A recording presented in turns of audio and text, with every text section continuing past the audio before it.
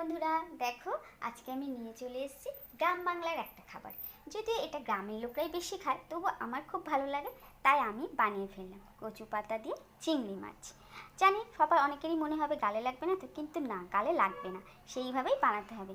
তার জন্য কি কি লাগছে? কচু পাতা, চিংড়ি মাছ, কাঁচা লঙ্কা, পেঁয়াজ কুচি, রসুন কুচি, কালো জিরে আর অবশ্যই সর্ষের তেল।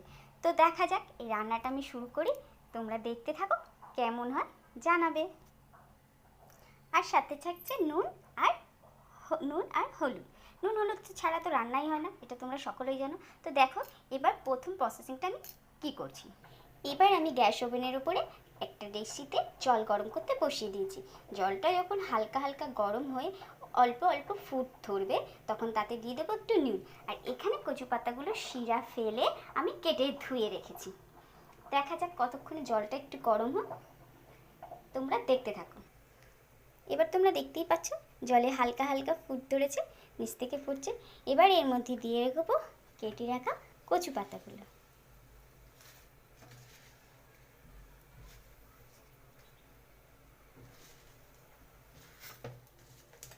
এই কচু পাতাগুলোকে গরম জলে এই কারণেই দেওয়া, গরম জলে একটু নুন দিয়ে ফুটিয়ে নিলে তাহলে এটা গালে লাগে না, আর এটা খেতেও ভালো টেস্ট হয়। এবার এটা আমি 2 মিনিটের জন্য বন্ধ করে রেখে দেবো। দেখা যাক 2 মিনিট হয়ে গেছে, কচু পাতাটার কী অবস্থা। দেখো বন্ধুরা, পাতাটা থেকে কি বেরিয়েছে, জলটা পুরো সবুজ হয়ে গেছে।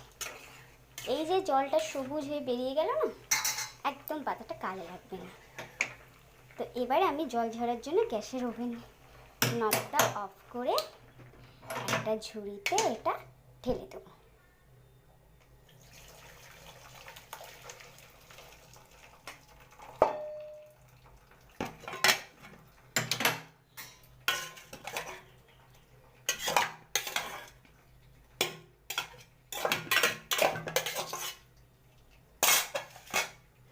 এটা আস্তে আস্তে জল ঝরতে থাকুক, ততক্ষণে আমি চিংড়ি মাছটা একটু হলুদ নুন দিয়ে মাখিয়ে নিই। দেখো আমি এখানে 100 গ্রাম চিংড়ি নিয়েছি, যদি আমার কচু পাতাটা অনেকটাই কম, তাই তার মধ্যে একটু হলুদ একটু নুন দিয়ে চিংড়ি মাছটাকে হালকা তেলে ভেজে নিতে হবে।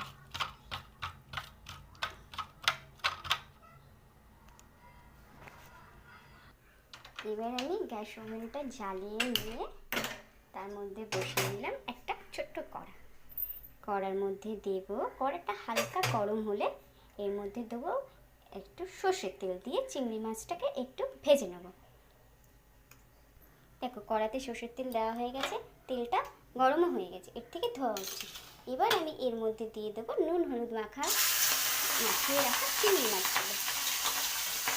সাবধান বন্ধুরা, চিংড়ি মাছগুলো কিন্তু তেল ছিটে ছিটে আসছে।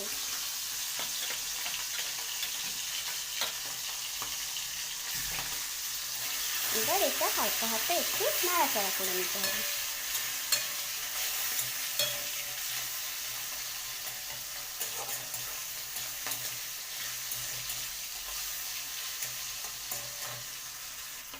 ঠিক আছে, চিংড়িগুলো ভাজা হয়ে গেছে। এবার এগুলোকে আমি অল্প অল্প করে তুলে নেব। আমি জালটা একটু আস্তে করে দিই। দেখছো চিংড়িগুলো কেমন লাল লাল করে ভাজা হয়ে গেছে।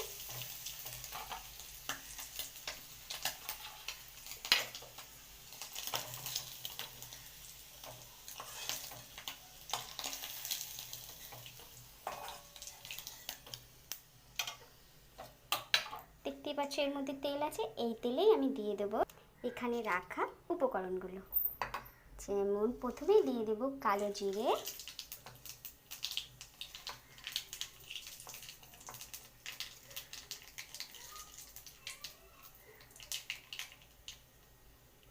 তারপরে দিয়ে দেবো রসুন কুচি, তাতে ফ্লেভারটাও আসবে রসুনের, আর খেতেও হেভি টেস্ট লাগবে।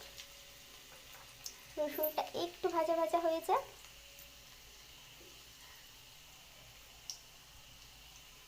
এবারে দিয়ে দেবো পেঁয়াজ কুচি,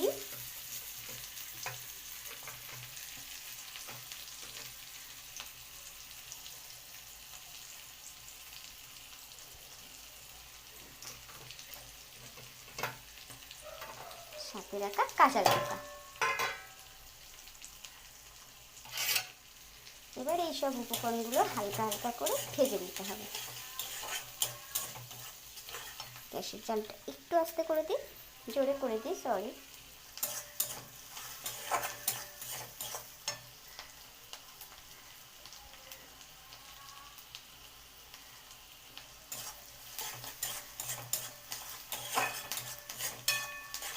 বন্ধুরা, এর মধ্যে যথেষ্ট যে তেল আমি দিয়েছিলাম,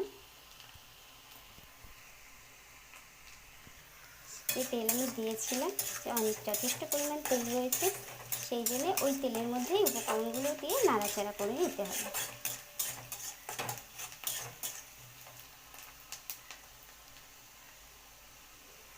এবার এর মধ্যে দিতে হবে অল্প পরিমাণে নুন, যেহেতু নুন দিয়ে পাতাটা সিদ্ধ করা আছে, আবার চিংড়ি মাছটাও কিন্তু নুন দিয়ে ভাজা আছে, তাই অল্প পরিমাণে নুন দিয়ে এটাকে আবার একটু নেড়ে নিতে হবে।